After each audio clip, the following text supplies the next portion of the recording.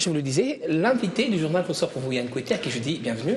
Bienvenue, bonsoir. Merci. Alors, avec vous, nous allons parler d'un sujet assez particulier. Et tout de suite, j'ai envie de vous dire que vous vous êtes amusé pendant quelques jours à Kinshasa à salir les murs. Non, pas à salir le mur, mais plutôt à véhiculer un message positif par rapport à ce qui concerne la prévention sur le VIH/SIDA.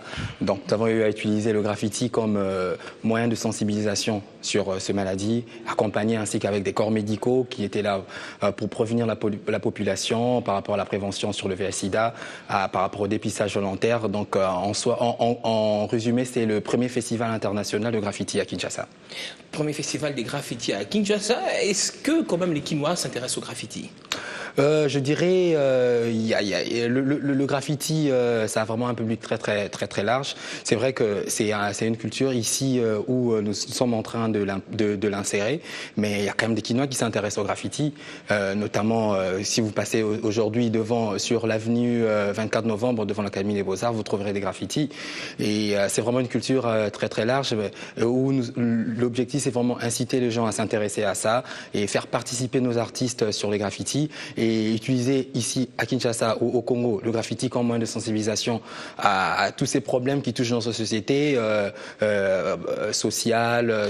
Là particulièrement sur ces images, c'était dans quelle commune? Et là c'était précisément sur Poids-Lourd, la grande avenue Poids-Lourd sur Ringabwa. Nous avons eu à faire un mur de graffiti où nous avons eu à communiquer sur la violence faite à la femme ainsi que sur la prévention du VIH/SIDA. Question de rappeler à tous ces passants qui passent toujours ces protégés sur ce fléau qui touche le monde, et donc voilà. Alors, est-ce que vous croyez justement que votre message que vous êtes en train de livrer pour la lutte contre le VIH/SIDA, utilisant les graffitis, est un bon moyen pour véhiculer votre message? Je dirais oui. Pourquoi? Parce que déjà, premièrement, quand vous voyez sur des murs, vous avez 20 artistes en train de peindre un mur, en train de faire de graphes. Ça attire la curiosité de la population. Et la population cherche à comprendre qu'est-ce qui est caché derrière ce message. Et ça draine de foule, ça draine du monde parce que ça a un côté esthétique. C'est différent.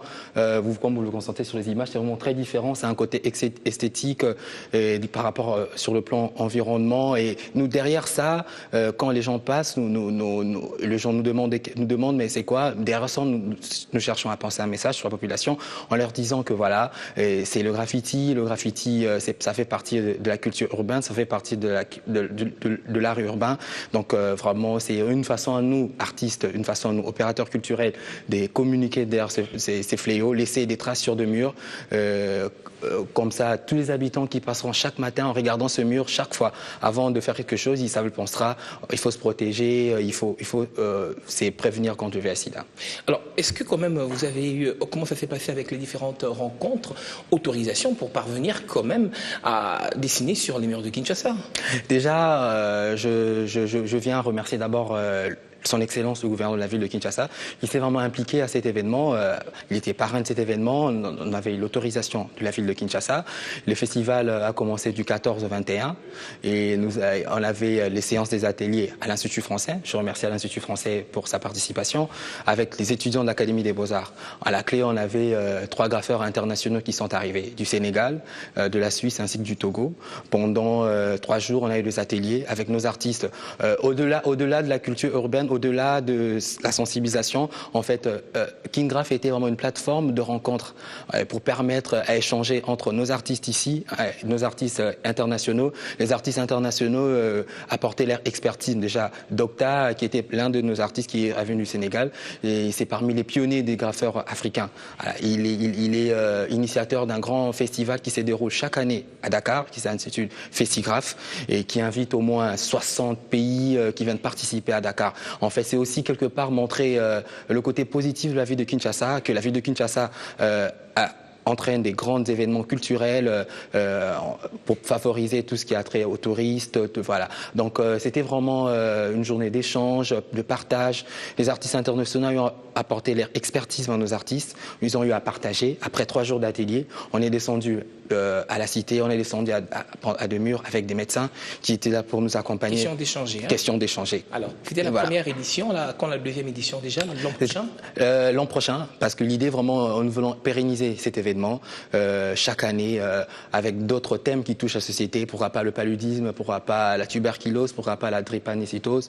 Et cette année, c'était plus concentré au VIH/SIDA. Pourquoi le VIH/SIDA? La lutte contre le VIH. La lutte contre le VIH/SIDA. 30 ans cette année, c'était le 30e année de découverte de cette maladie.